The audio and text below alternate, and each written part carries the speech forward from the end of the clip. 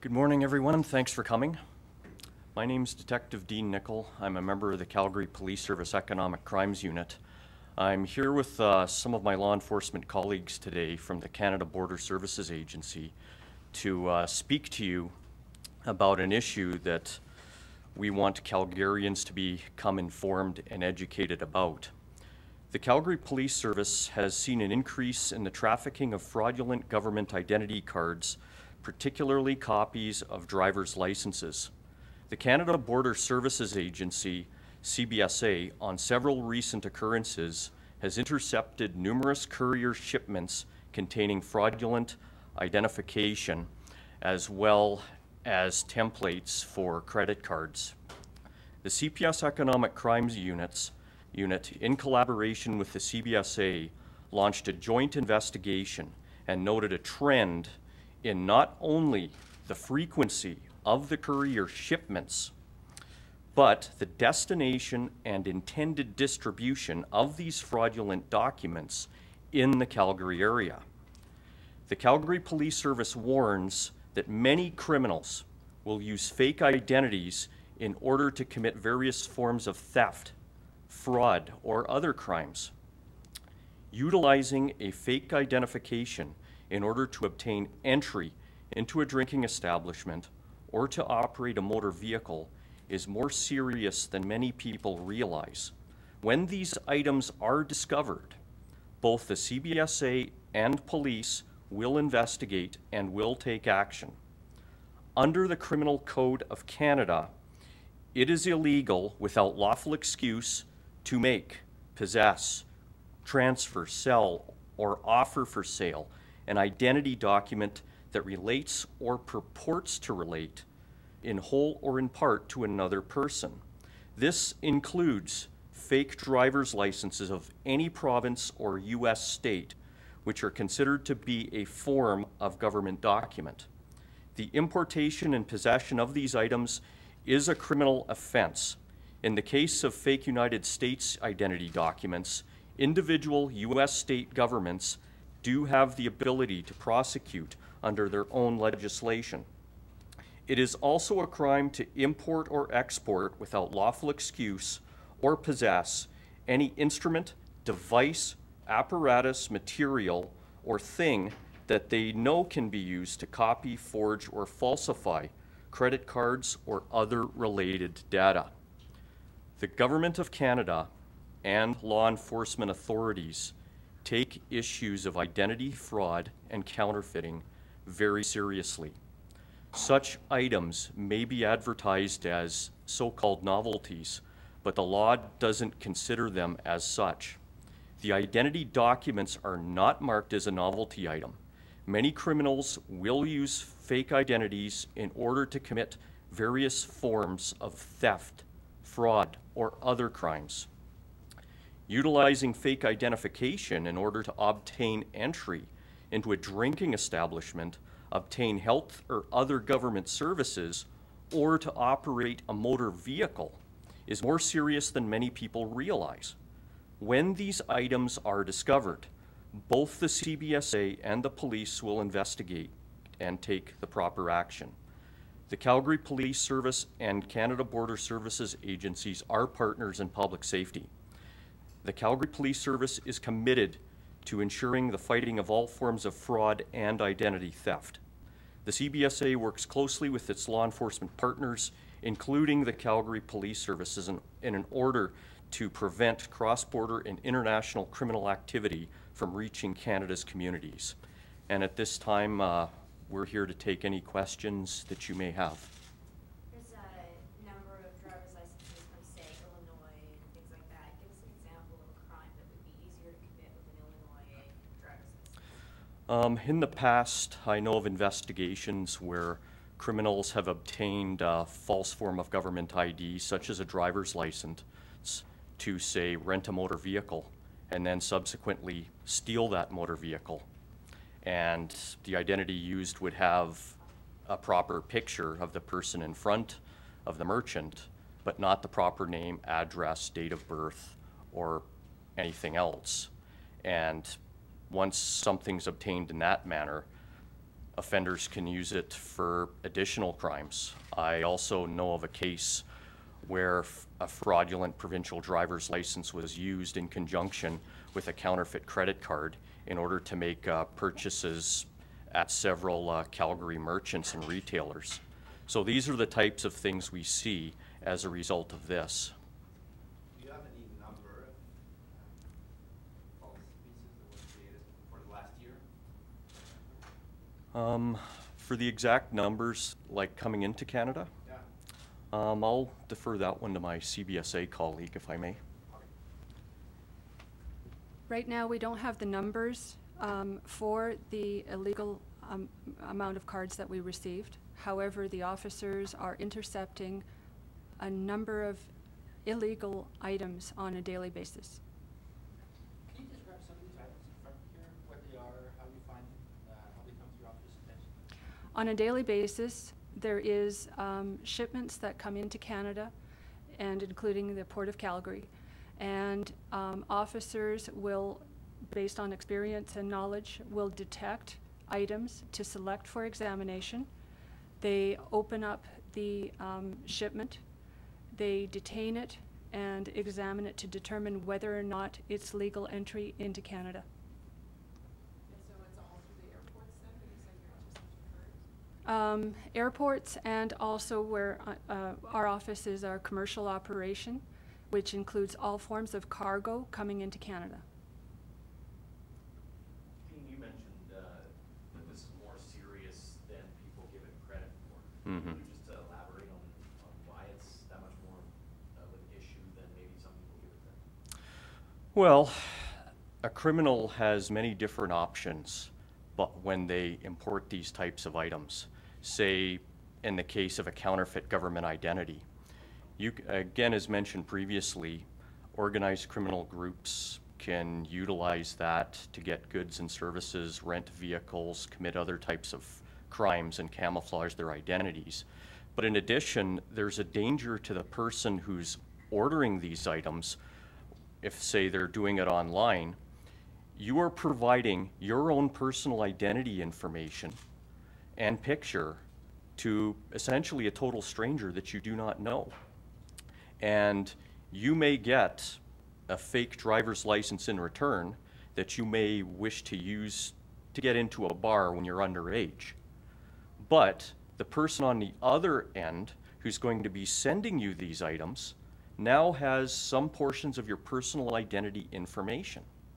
So you don't know who this person is or what they're going to use your face, your name, potentially your date of birth, your address, your signature, your credit information, if you're ordering it online by using your own credit. There's all sorts of things that this total stranger can now do with your ID and your information. And if they're overseas in another country, that's a very real risk that people have to realize. Does this speak to that be careful online thing? Partially, yes.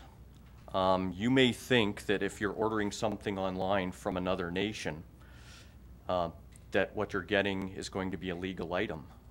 Well, the laws of Canada are now structured in such a way that the possession of something that's a government identity document, such as a driver's license, or even a health care card, or any form of purported government ID, you possess that now, or you utilize it, you can now get charged with a criminal offense under the Criminal Code of Canada. Does it speak to the, on the flip side, say somebody who's putting all their personal information online, we hear this every so often about somebody using that information and creating said cards. Does this speak to that aspect as well, of being super careful about posting any kind of personal information online? I believe as well it does. Again, that's one piece of the greater puzzle. But again, like, people need to be aware of the potential consequences of this and the potential dangers and what could come back to haunt them in the future, whether you're a young person or an adult. What is the most common way for criminals to create false pieces? Well, With technology nowadays, there's various types of equipment that can be used to produce these items, much of which is computerized in nature. There's different types of templates that the people that produce these items can use.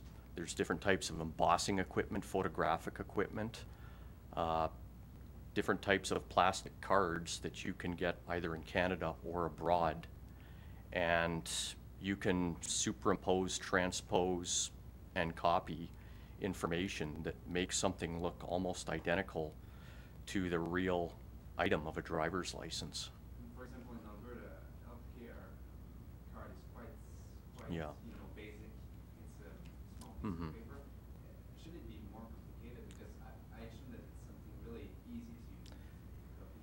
Yeah, different provinces I do know have certain security features on their documents. I can't really speak to other provinces as to what they do, but there have been several improvements made over the last few years to improve the security signatures and the security features on things like, say, an Alberta driver's license. There's ways now that somebody trained to look at these items can figure out which is real and which is fake.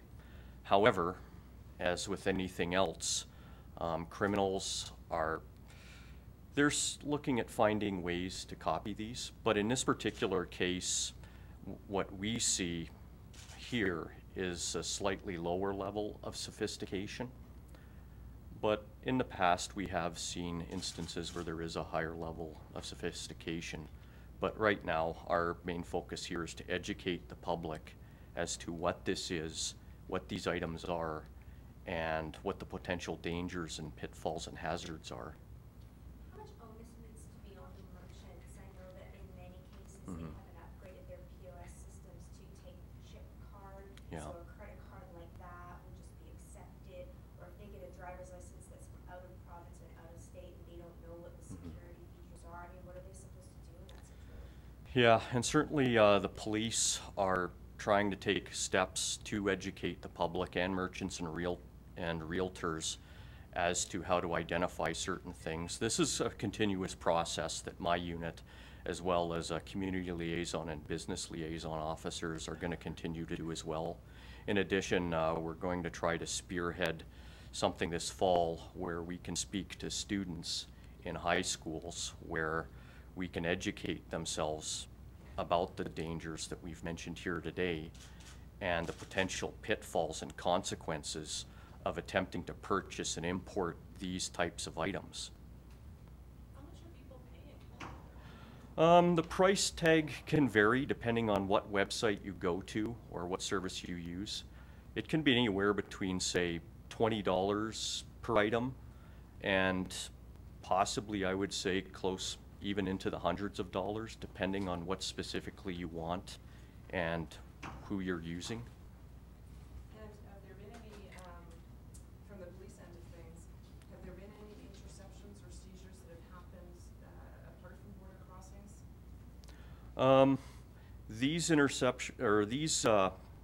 interceptions right here were all brought to us from Canada, were given to us by Canada Border Services Agency.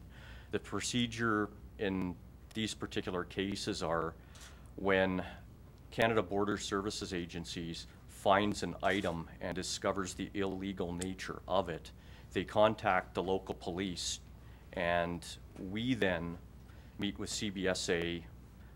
We retrieve the item, we confiscate it, and we conduct our own criminal investigation. And has the criminal investigation led to any of the culprits? Right now, they are all separate and ongoing.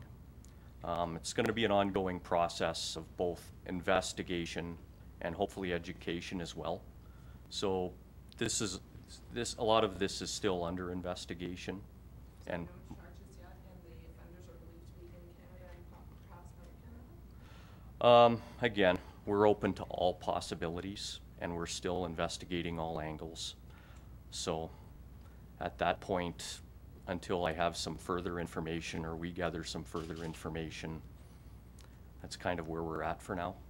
Where were these parcels posted from? From what we've The information we've obtained so far is these ones came from China into Canada. Would you say? When? Go ahead. Yep. I'll actually defer that one to my colleague in CBSA. Go ahead. And when did they arrive? They arrived from May of this year right through to July, just in time for Stampede. Would you say that the majority of what you guys are finding are from produced for domestic people who are, say, produced for Albertans as compared to produced for somebody who's just coming into town sort of thing, or is it kind of half and half? Well, the CBSA is, our mandate is to protect all Canadians. So it's whatever comes into the country that may be illegal, and it's for the protection of Canadians. So it's not just Albertans, it's not just Canadians, it's also visitors coming in that are receiving packages in Canada, in Calgary, and that might be subject to illegal importation.